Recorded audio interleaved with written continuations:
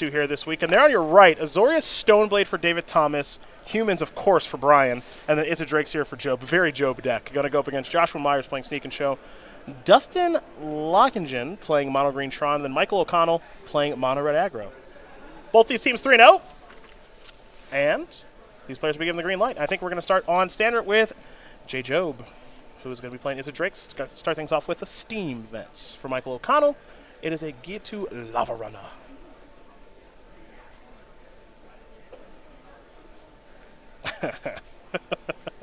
So, should the Lakers sign Melo?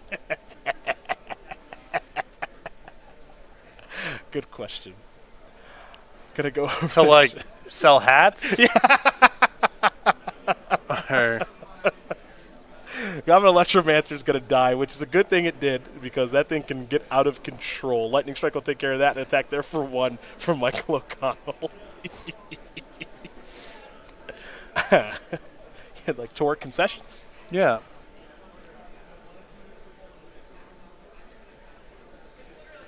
Chart a course. Joe will draw 2 and discard 1. Jonathan Job in this trio has oftentimes been the standard player. When they won their Open earlier this year, he was playing Bat Nexus in standard, as there is an Arclight Phoenix that will go to the graveyard. So you see part of the plan here. Is It Drake's a very, very Jonathan Job-esque deck. Oh, definitely. Cards. I'm sure he's got something wacky going on, as there is a Runaway Steamkin and now a Fanatical Firebrand. Runaway Steamkin will get a counter. Here's an attack for 2. Now we'll go back over to John.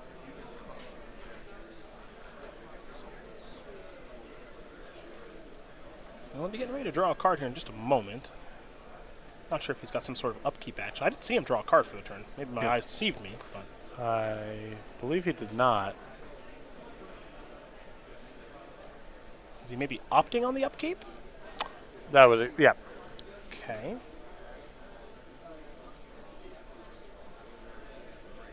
All right. And now draw for turn. Okay, fair enough.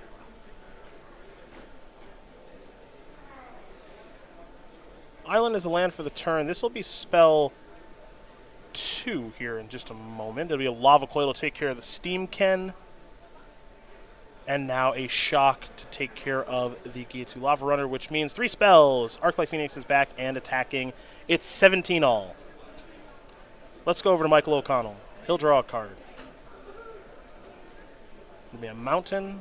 Fanatical Firebrand is going to shoot the Phoenix, and now we'll whirl some chains. That'll take care of the Phoenix entirely, and also deal Job-appointed damage as we head back over to Jonathan, who actually has a copy of the Mirari Conjecture, a very Jonathan Job. Oh, I'm sure just the one. It is getting popular as just a one of in this style of deck. Owen Turtwald actually talked about that this week in his article on the premium side of Star City Games about why he's into that card in Is It Drake's, and he actually recommended that deck to players looking for a deck for standard. But yes, just the one. There's the Mirari Conjecture. Chapter 1, return target instant card from your graveyard to your hand. Job taking a look. It is a powerful one when you've got some life to work with. Yep. And obviously the interaction with the Phoenix is great too. Mm-hmm. Because it's not like you have an unlimited well of ways to get the Phoenix back like you do in Modern. So this card lets you gas back up. It's kind of good just on its face, and then the very good interaction with the Phoenix.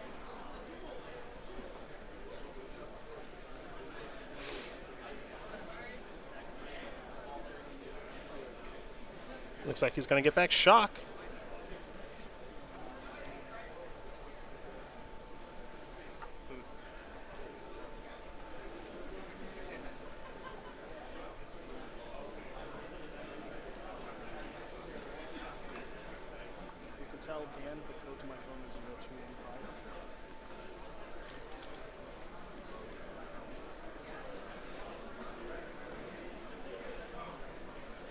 In with the Chain Whirler. And now Experimental Frenzy. A Mountain. Nothing else. But the Frenzy is here. As the Mirari Conjecture will go up to 2. And Job is going to get to return another card from the graveyard, this time a sorcery. Yeah, I think he's got Charter Course and Lava Coils to choose between. Looks like he's going to get back Charter Course.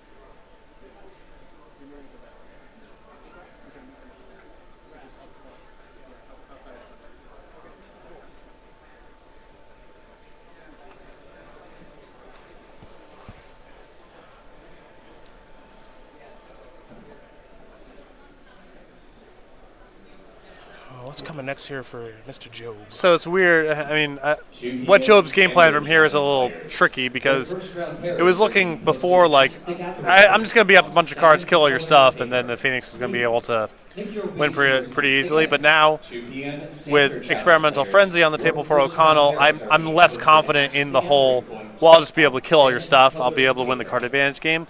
So Job might have to speed it up a little bit and try to be a bit more aggressive, I think, than he was planning on being prior to Experimental Frenzy being deployed. Experimental Frenzy is one of my favorite designs over the past handful of years. I obviously don't design cards, but what do you think of this card? I think it's pretty cool. I don't like the you can blow it. I blow itself up. I think that if you want to let people sign up for this like high ceiling, little bit of RNG experience that like make them mean it. I don't like the out of just, oh yeah, you just get off the table if you want to. Okay. Lava Coil is going to take care of the Chain Whirler. Shock is going to go upstairs, which that means that Arclight Phoenix should be coming back. It's like what's that card where that you can pay 100 mana into it over time and win the game, the enchantment with Shroud. Yeah, like the Helix Pinnacle or whatever. It's like hate Shroud on that card. It's just the most like, oh well, it's frustrating when my opponent blows it up sometimes. Yeah. It's like I remembered it right. Helix Pinnacle, nice. Yeah. Blow up. Experimental Frenzy can blow itself up is similar to Shroud on this, and not something I have the most appetite for. Got it. It's like, yeah, it's okay for cards to be bad sometimes. It's okay sure. for your opponent's disenchant to be good sometimes. Yeah. Some games, Experimental Frenzy draws you 14 extra cards. It can be okay sometimes that it's not the best for you for it to be in play. Sure. But set aside the Destroy clause, I think it's pretty sweet. Got it. Lightning Strike. That looks like it might be going... Ooh, it's going upstairs. Not going to kill the Phoenix. Okay, what comes next? Okay, so he struck on his upkeep. Yeah. Then he drew a card for the turn, in case there's any confusion there. Now there's a Vitiated Pyromancer. Play a land, top card, play a Fanatical Firebrand. So yeah, like it's okay, I think, for this card to be bad sometimes. Yeah. Well, that Pyromancer doesn't get to attack. Yeah, the Pyromancer... Everything else does, but the Pyromancer doesn't, so we got to unwind that. So we'll make sure that happens. Yes. Yeah. Make sure our life totals are correct. Still gets us 2 from the trigger, but... Oh, see, that was the other design of the Pyromancer you were talking about earlier. Yeah. 2 mana. Yeah. He must have heard the broadcast. Easy, Michael. All right, here we go for Job. He's under some duress. But the Mirari Conjecture has been... It's been completely read, all 3 chapters. Here he comes for 3. Put you down to 9. That is going to make him win the game. There are 2 of those. Because of the Mirari Conjecture. Job set up a nice one. And that'll get the job done. So Jonathan Job's going to win game number 1 here over Michael O'Connell. Is it Drake's up a game over Mono Red? And I like that Job was able to pivot there, where it would look like he was going to just win a grindy card advantage game. Experimental Frenzy took that off the table, and he was able to pivot his strategy there and finish out the game before getting overwhelmed by all of O'Connell's extra cards. Let's take a look at the sideboards. Let's start with Michael O'Connell, who's got 3 Direfleet Daredevils, 3 Fiery Cannonades, 3 Fight with Fire, 2 Banefires of his own, 2 Risk Factor, and 2 Treasure Map. I really like the Direfleet Daredevils in this matchup. I know that Job probably has, he's a blue deck, maybe he has some counter spells, but I'm not really into Banefire all that much. The rest of the sideboard, I could take it or leave it, but I like the Daredevils quite a bit. We're going to go over to the Job side. He's got 3 Entrancing Melodies. Check out my melody. 3 Niv Mizzet Parun. 3 Sarkin Fireblitz. You see his plans accelerate to a big dragon alone. 2 Shivan Fire, 2 Star of Extinction, a Fiery Cannonade, and a Sorcerer's Spyglass. I'm really into the Shivan Fires. Okay. Maybe a little bit of the Entrancing Melody stuff. I actually don't mind Niv Mizzet in this matchup. It's very hard for Mono Red to get off the battlefield, and you do have enough cheap removal maybe to get to that point. But only the Shivan Fire strikes me as an obvious ad. So you want to check out his melody? I don't know the song you're referencing. That's a limp Bizkic. Oh, I do now. I do. There it is. There it is. And no, I don't. All right, fine. Fair enough. To each their own. That's going to take care of the sideboards here very quickly. Other matches still appear to be in game number 1, so while those players work on that, we're going to talk about and show you some katana sleeves from Ultimate Guard.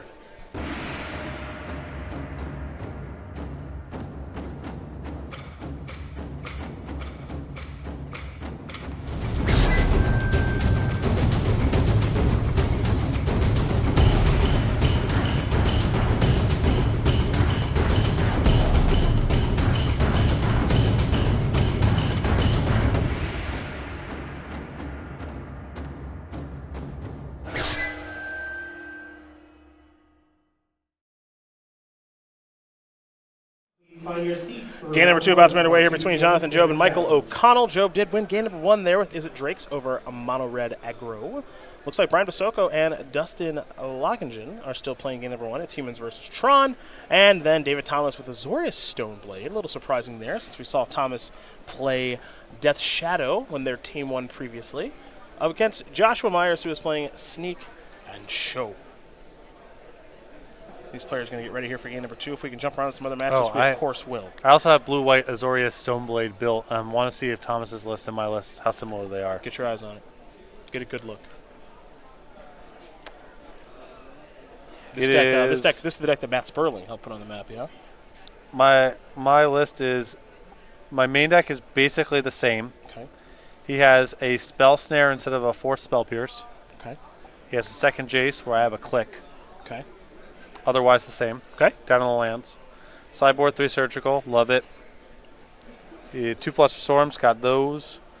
All right, so the big deviation here is I have a bunch of paths, and he's only got 1. Why do you have a bunch of paths? Because if you have a bunch of paths, Swords to Plowshares, and Snapcasters against Death Shadow, you can never lose.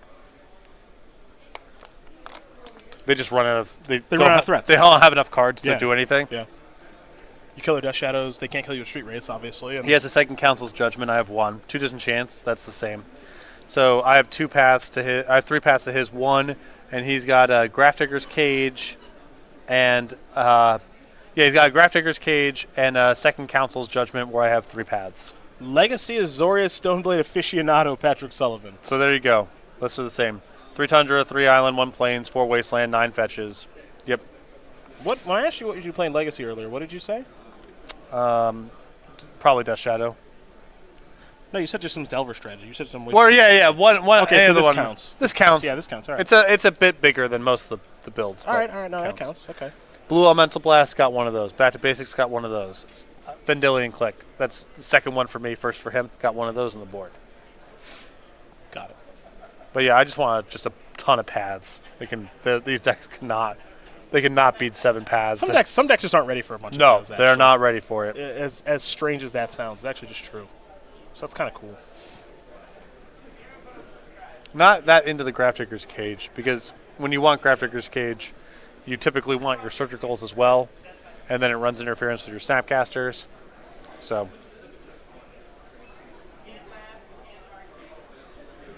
the Blue Elemental Blast, I think, is slightly worse on the edges than having a Hydro Blast. But I have a Beta 1, so got to play it.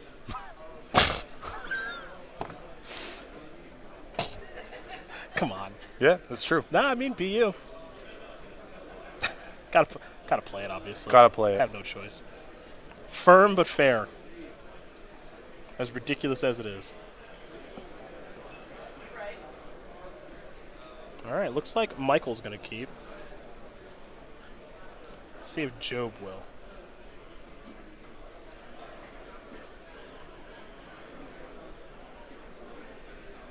Looks like the answer is yes. All right, here we go. It's a mountain. It's a Gate 2 Lava Runner. Let's go back over to Jonathan Job. That card's a lot worse than Bomac Courier. Yeah, the one drops did get worse. Bang. Dead. Lava Runner gets shocked. Mountain there from Michael O'Connell. We head back over to Job. Job will draw. I think that's kind of one of the biggest weaknesses of these red decks now is just fire. I mean, Fanatical Firebrand's fine, I think Gibbs Lava Runner's pretty ugh. I'm just not into it. Yeah. I mean, it's definitely not powerful. Yeah. But Experimental Frenzy does provide some weird incentives. Yeah. Like, you want to keep going. That's part of it. And also, you also want to curve out every single game because you just want to go 1, 2, 3, and now here's my second and third wave. So you're willing to play with some pretty mopey one-drops once that card's in your deck. Job there took some damage from a Risk Factor, and now here comes the Fanatical Firebrand.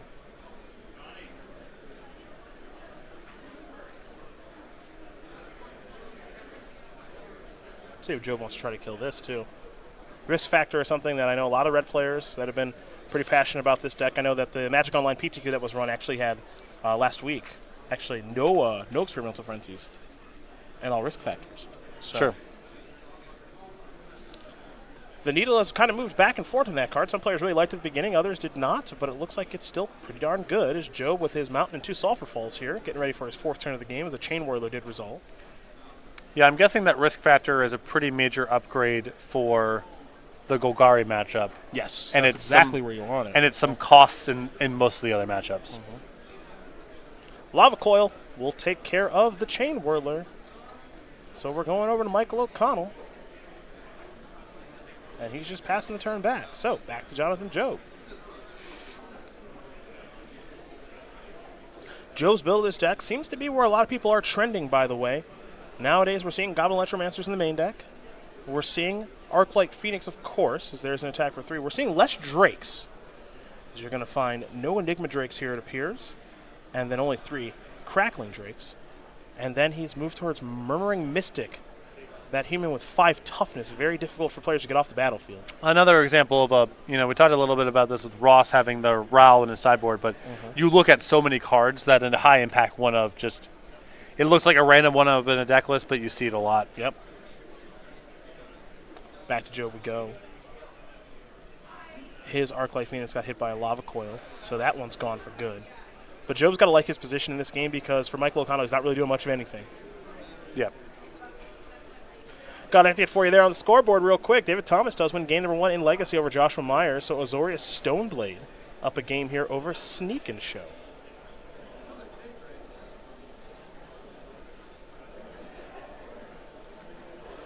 Be another mountain there for Michael O'Connell. So it looks like he's flooding out pretty badly as Job will draw a card.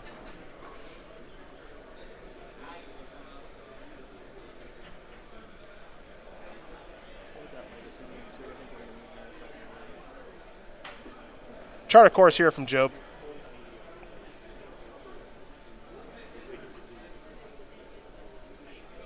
Looks like he's going to discard a copy of Beacon Bolt. That one's got Jumpstart anyway, so not a bad place for that to be. Well, the thing Job is looking for right now, as he sits at a relatively high life total, is just a way to close this one out. However, reissue to Pyromancer is going to come down. It's going to knock Job down to 9. Job has a lot of cantrips in hand he's looking to not cast. I wonder if he is perhaps on Niv Mizzet this game? Goblin Electromancer the draw.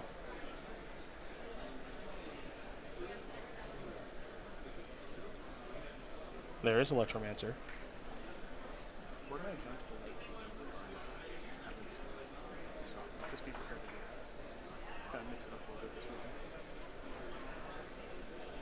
And now Pyromancer down via Beacon Bolt.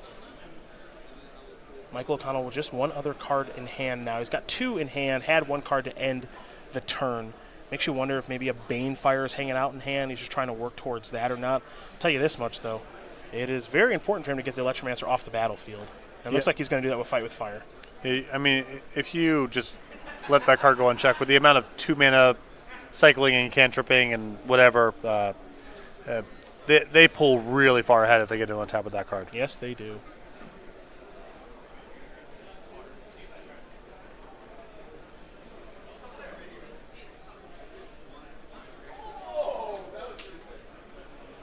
Fanatical Firebrand came down after that Fight with Fire, and Job is down to 8 right now. But Michael O'Connell, no cards in hand, just playing off the top of his deck. Now, of course, this red deck can burn you out.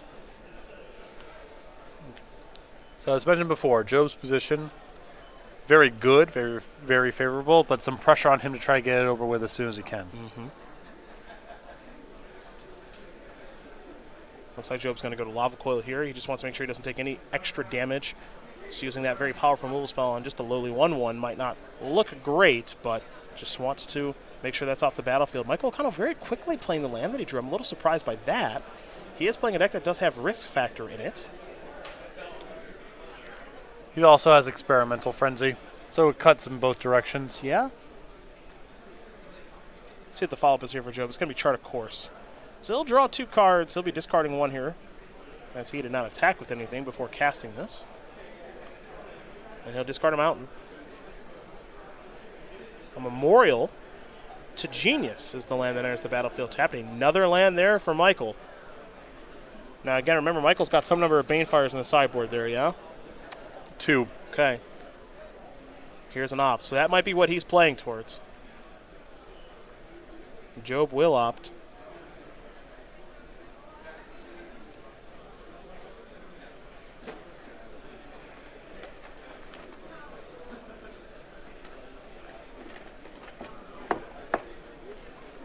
And now there's a Crackling Drake. Now that's a way to get this game over with if you're John. There we go.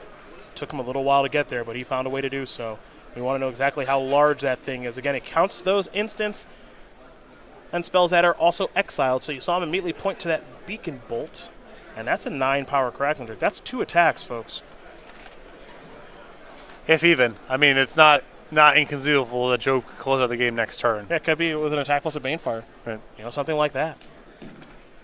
As O'Connell draws, Chain Whirler, okay. Well, that gets it into range where a Banefire is now lethal. Yep. Assuming that O'Connell brought him in, and assuming he gets another turn. We'll update you on our Modern match, too, as Job draws a card. Brian Basoco is going to win game up 1 there over Dustin Lockinge. So Humans is up a game here over Mono Green Tron. And Job trying to close this one out. He has a Murmuring Mystic. Now he's got a Lava Coil and a creature coming along with it. So it's not going to be lethal this turn. Lockinge's going to get 1 draw. Excuse me, O'Connell rather is going to get 1 draw at it.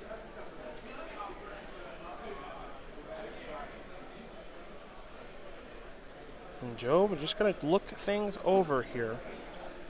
He says, I'm going to attack you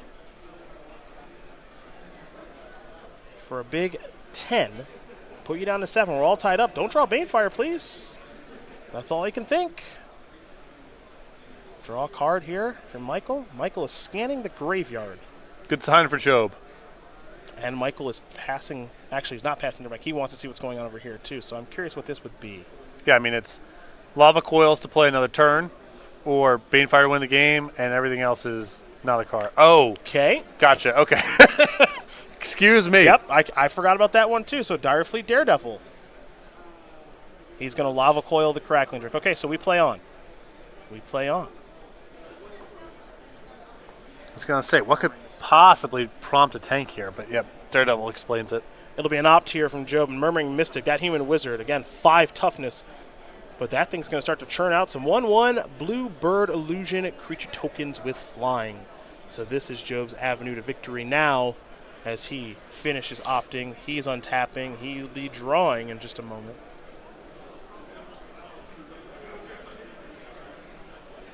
And can he get this game over with as he's drawn another copy of Crackling Drake? He's got an attack for 2 in the air.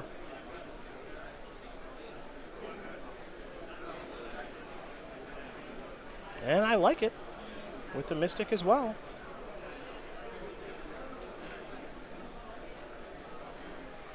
Follow up. He'll chart a course, also make a token.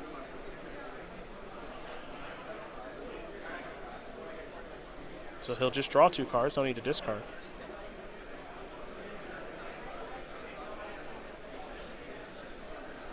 He'll play a land.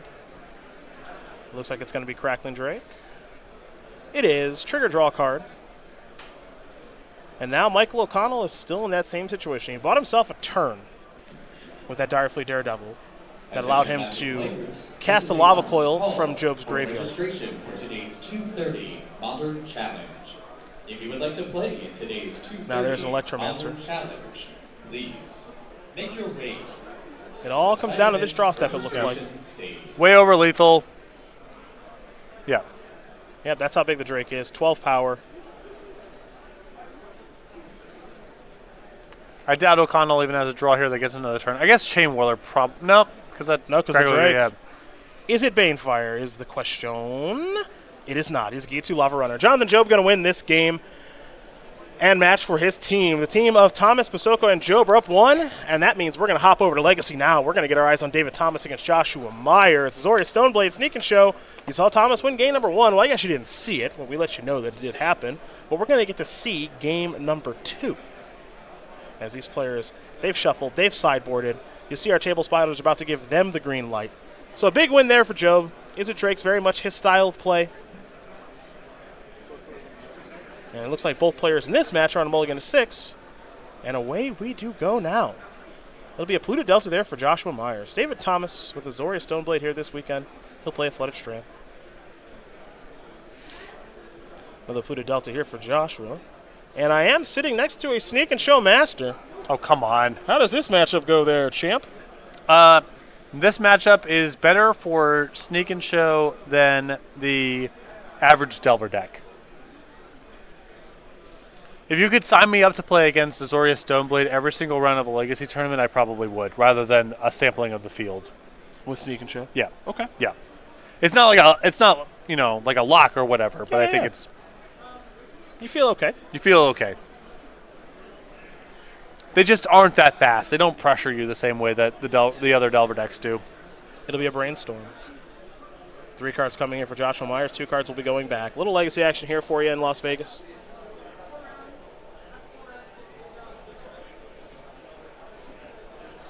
We sample all the formats here in our team-constructed tournaments, and if we have some time, potentially, to jump over to Brian Basoco, we will do that.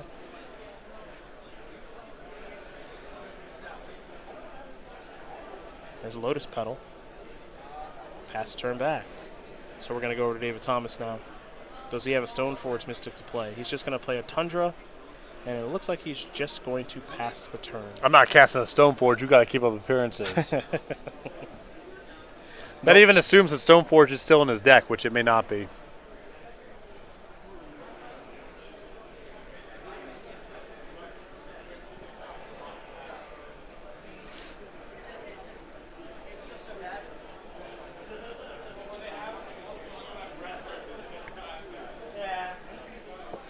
Stoneforge is neither fast nor disruptive in this matchup, and I think there's a case to be made for cutting, 2 of the Stoneforges in your Jitte, or just all 6 of the cards. Well, I'll say this. I like Stoneforge on the play. I hate it on the draw.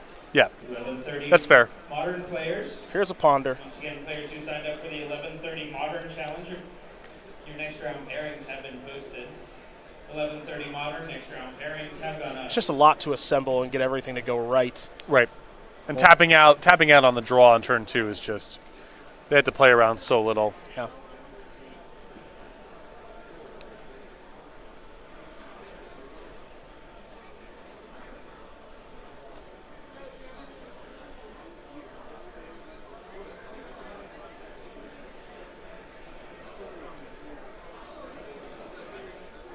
Ponder's done resolving.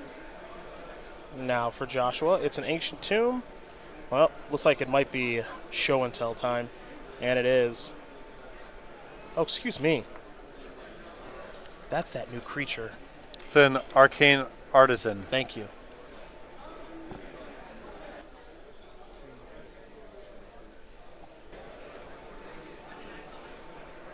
That's the newbie. Well, use the battlefield, exile all tokens created with it at the beginning of the next end step, but for 3 mana, it's an 0/3. 2 and a blue, tap it. Target player draws a card and exiles a card from his or her hand. If a creature card is exiled this way, that player creates a token that's a copy of that card. So I suppose the reasoning here is in matchups where you assume your opponent is all on, like, Flusterstorm, Spell Pierce, up to fight over spells, and they've cut their creature removal, this card wins the game. Yeah, you get to pull the Okie Doke. Yeah. That's kind of the plan. Didn't work that time, though, because David Thomas had his Swords to Plowshares to take care of it. That's cool. I've not seen that card out of the sideboard before. Yep. That is cool. Because, yeah, most of the blue decks are just loading up on Flusterstorms and Pierces and blue and red blasts, like whatever. I guess Red Blast still works against that card, but a lot of the other ones don't. Scalding Tarn the land there for Joshua Myers.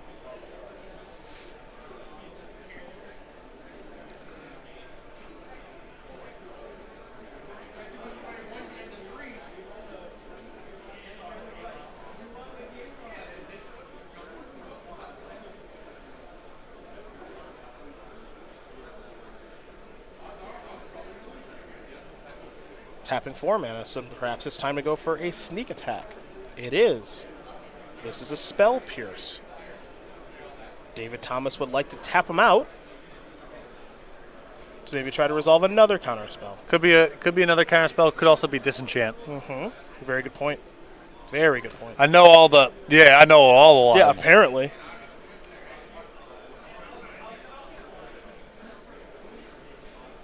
Didn't even think about that Disenchant line.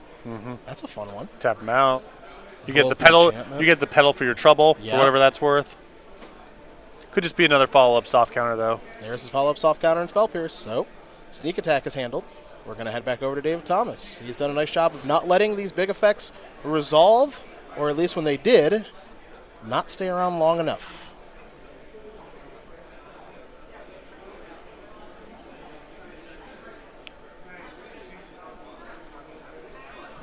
It'll be a Stone Forge Mystic now.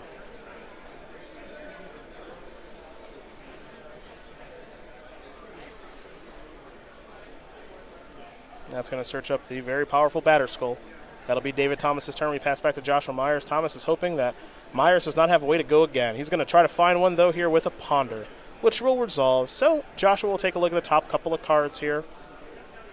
And he's not into it, so he's going to shuffle. Yeah, this suggests to me that that Myers knows it's this is his turn to get something on the battlefield, and after this it gets a lot harder. So any Ponder that doesn't set him up to go right now just gotta get shuffled away. So mystery card coming here for Joshua Myers after David Thomas takes a moment and shuffles his opponent's deck.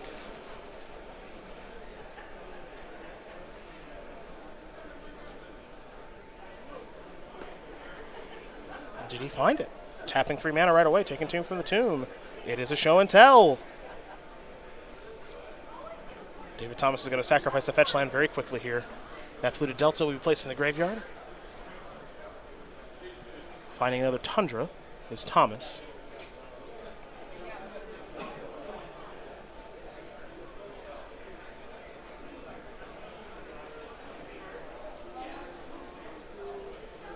And does he have another counterspell? Does he need to brainstorm? He's going to brainstorm and try to find something here to protect himself. Good sign for Myers. Yep, got to feel pretty good about that.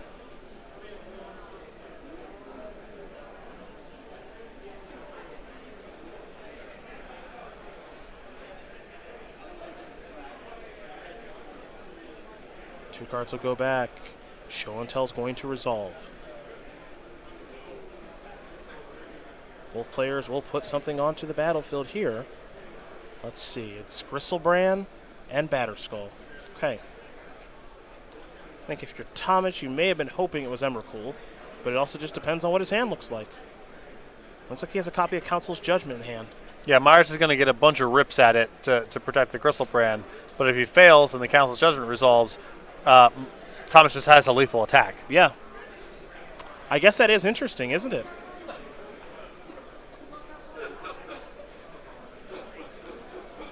I also think his hand might just be kind of forced. Well, you can't let Myers untap and take a hit. He peels 14, you might not get another turn. Yeah. Well, I'm also saying on Myers' side, if Council Judgment's cast, I think he just has to draw 7 and hope. Oh, he's down to nothing. Yeah. It's not, you let it resolve and then he hits you down to 6. Like, Yeah. what's your, you gotta make some effort to keep the Gristlebrand in play. Wasteland. I like that start. Yep, trying to cut Myers out of having something like Spell Pierce or Flush the Sword to play back. Really like this. But he's going to float. Wants to go to the attack step. Players in Does the Thomas. 230 Modern Challenge. Your round 1 pairings have been posted on the This puts Myers on basically drawing only 2 Force of Will. Once again, players in the Well, no, this is interesting, right? Because So Thomas Wastelands. Meyer says float mana. Thomas says go to the attack step. Meyer says that's fine. Yeah. Then he won't attack. Right. He gets to draw 7. So, yeah, I guess he gets a 7-card hand to try to do it again. Do whatever again Correct. next turn. If you'd like to play in a $10 Because Thomas doesn't want to cast Council's Judgment into someone who floated mana. Right. Now, Myers is going to pay 7 to draw 7 cards and fall down to 4. And as you mentioned, this is his opportunity to rebuild, reassemble, and try to go again. And if he finds a Force of Will, okay. Take a look at Council's Judgment. This will exile Gristlebrand if it resolves.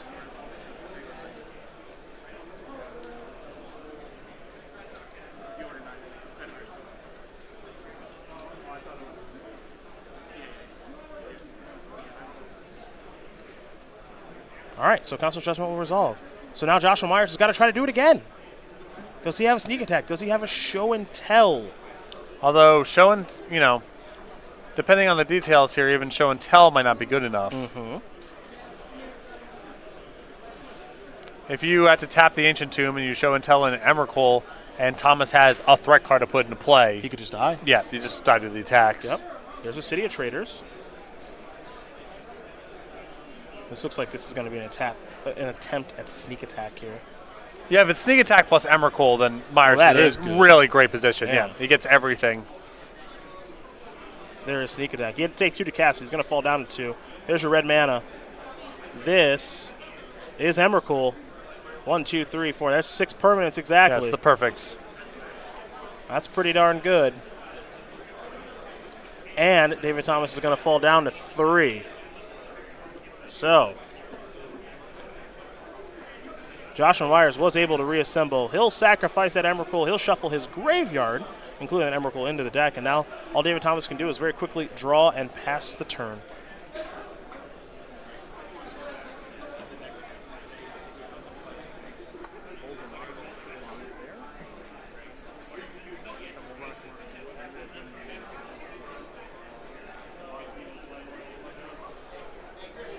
Well, that's going to do it for this one. Joshua Myers is going to win game number 2 against David Thomas.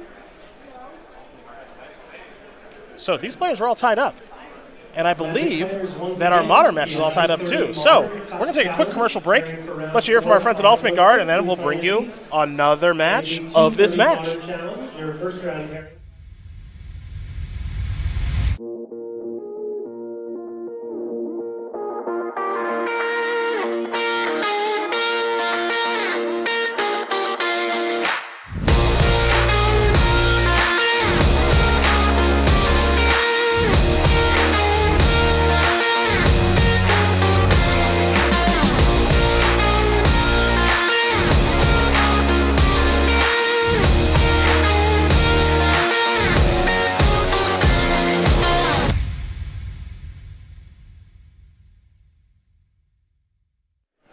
Well, we got to bring you a little standard.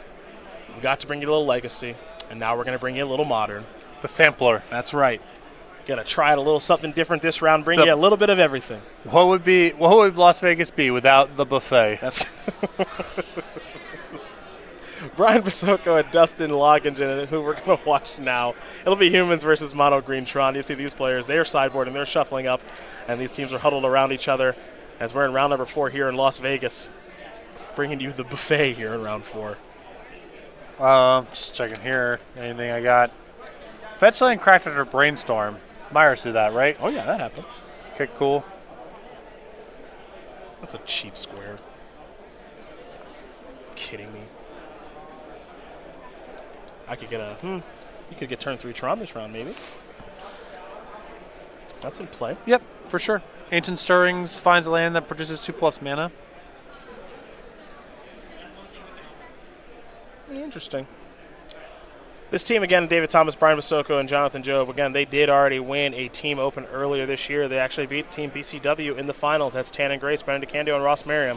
Really tough loss for Tannen, but a great win by the team on the right when they did win that one earlier this year in Texas. Now they're looking to do it again. And you see the Legacy match and the Modern match are going to take place at the same time as these players are opening up and drawing their hands. But we're going to turn our attention towards Modern now. As Patrick mentioned, give you the sampler, the buffet. The whole The platter. We're at Applebee's right now, getting the sampler.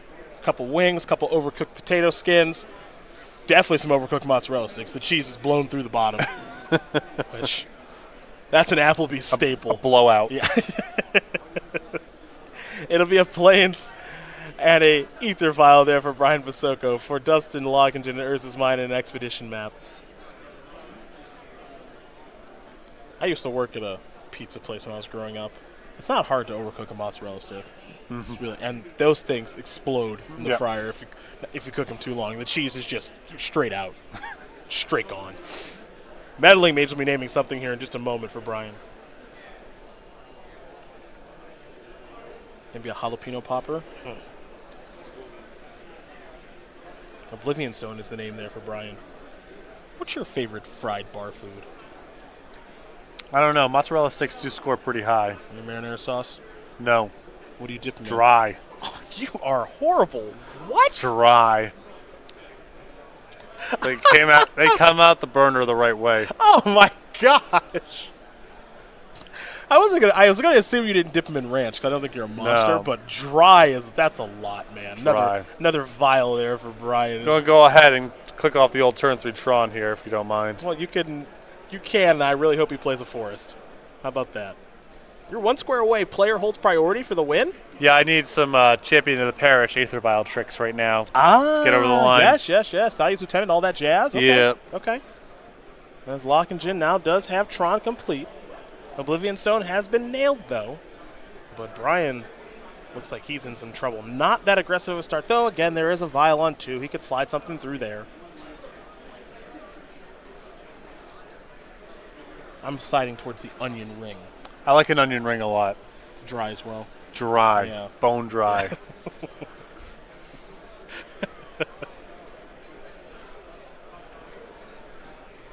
We're going to go over to Dustin now. In the draw step, I think we're going to see a Kite Sail freebooter. Yes, we will. Says, I want to take a Karn if I can, and really hope you don't have a walking ballista.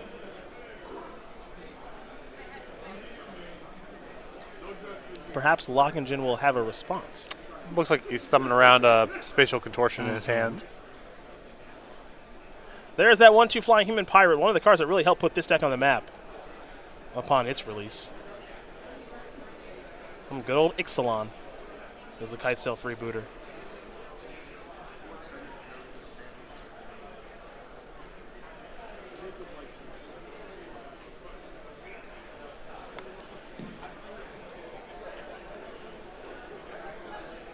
Dustin really unsure of himself right now if he wants to respond or not. Okay, he's going to let it resolve. So let's take a look at Dustin's hand.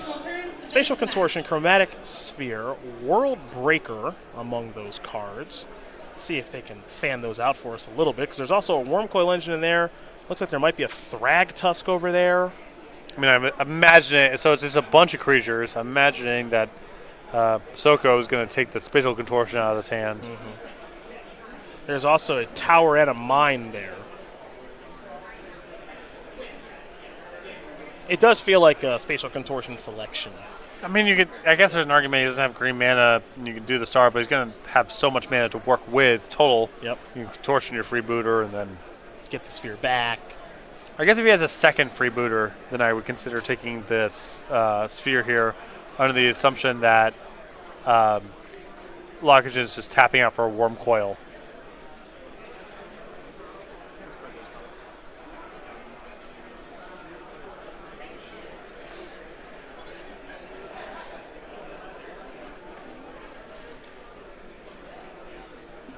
This is kind of a tough choice, I suppose. Like, it's really efficient from Lockinge's end to be able to keep the Chromatic Sphere because he gets a 7 mana this turn, play Worm Coil plus it, and then have access to green mana next turn for World Breaker or Thrag Tusk, depending. The other side is that Spatial Contortion is just a lot more powerful and eventually kills the freebooter or maybe something better down the line anyway. So he's going to take the Spatial Contortion. There's the tower, obviously. So turn 3 Tron's good. And now there's Worm Coil Engine, and now there is the sphere. Okay. Vials are going up. 3-1 here for Brian. He's in some trouble, though. Ancient Ziggurat out the draw. Well, here's the thing. That third land means that he's probably going to be able to play almost every card in his hand. Yep. You know? So he's going to start things off with the Militia Bugler. Sound the horn. And looks like he may have found a copy of Knight of Autumn.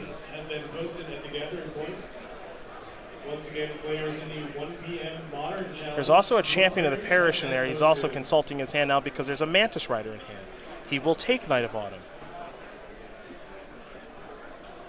Tyler Bailey, please report at side events registration. Looks like Dustin wants to read Knight of Autumn. It does have a lot of text after all, so we'll take a look too.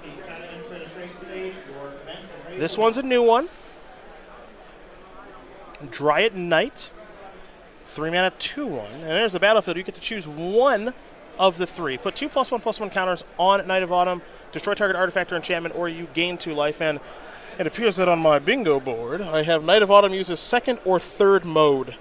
Well, that's a really interesting one to have as a bingo space, since I'm assuming the first mode is the least frequently used. I'm inclined to agree with you. So it'd be one thing to just say Knight of Autumn is cast. Yes. And there'd be one thing to say, all right, well, it has to be cast but not using the naturalized mode, because that's very common. It needs to be cast but only using the 2 modes that you use 95% of the time. It's good board design by Nick. That's what that is. It's guaranteeing me a square. It is an answer to that Worm Coil engine. Maybe the Sphere. I don't know. Yeah? Yeah. Okay. I mean, the Worm Coil being 2 3/3s or a 6/6 is not that different. And Lockinge having access to green mana next turn is really bad for Basoco. So That's a very good point. Sphere down. Should Dustin Lockinge have cast that card? Who knows? It's dead now, though. No good attacks there for Brian outside of the one in the air, as Wormcoil Engine's holding down the fort right now. And there's another Urza's Land. What else has Dustin got over there to play? I mean, we know the hand is Thragtusk, World Breaker. World Breaker. A land he played. Yep. Whatever the draw step was. Yep.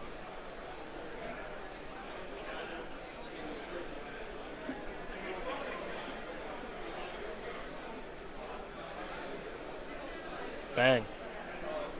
Brian obviously going to take that. He's going to fall down to 14. Dustin's going to go up to 23. And he'll just pass the turn back. So, Vials. 3 and 2. Right where they like to be. Meddling Mage the draw. That's a pretty nice one, I think. Yeah, particularly with the Vial. I mean, at this point, Basoco can just kind of do everything every turn. It's got so much mana to work, or functional mana to work with the Vials. It'll be a Militia Bugler again. Trigger. Take a look at the top 4 cards. Noble Hierarch. Thalia's Lieutenant. Mantis Rider you cannot select. You can take Kitesail Freebooter. And Freebooter in combination with Meddling Mage is interesting. Or the plan could be, I just want to get you dead. Yeah, I mean, if you think that Lockinge's hand is bad and isn't really even drawing to a singular card to make it okay, I think you want to take the Lieutenant, probably Meddling Mage Ugin, and just put it all out there. Yeah, just put it all out there. Keep in mind, the Meddling Mage that's on the battlefield right now is naming Oblivion Stone, so that's off the table until it is removed, which Dustin Lockinge does play cards like Spatial Contortion. Patrick already mentioned Ugin. Ulamog is probably in the deck. Walking Ballista is always an option. So there are ways to get that off the battlefield. And Stickney, please report to the open scorekeeper.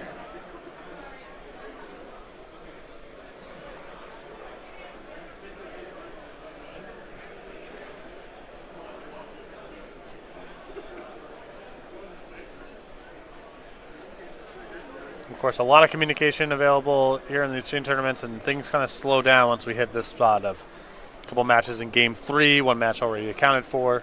And you see where the clock is, too. We're underneath a minute now, folks, because there's a Mantis Rider. This is going to be Thalia's Lieutenant.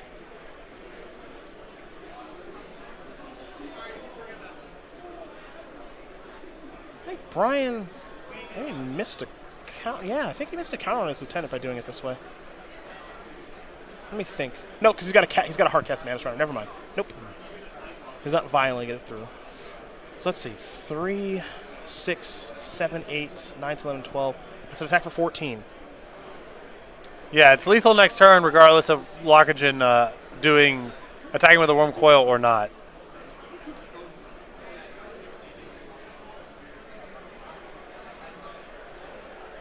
What did Dustin draw?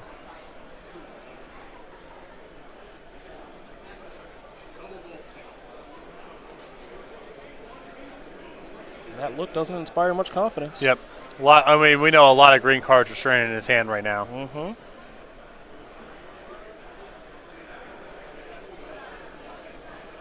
Here comes Worm Coil Engine. Okay. Again, Brian has no interest in blocking, so he's going to fall down to 8, and Dustin's going to gain some life. Now, is this another Worm Coil? It is. Okay. So that probably changes a little bit here. And it looks like with an extension of the hand, Must have been David Thomas. David Thomas got the job done. Would have been very curious to see how that game would have played out there, but I think Brian, actually, that second Worm Coil Engine was probably going to cause some trouble. Yeah, I mean, the race got close because he gets to attack that turn and also basically lock down the ground that turn. Yeah.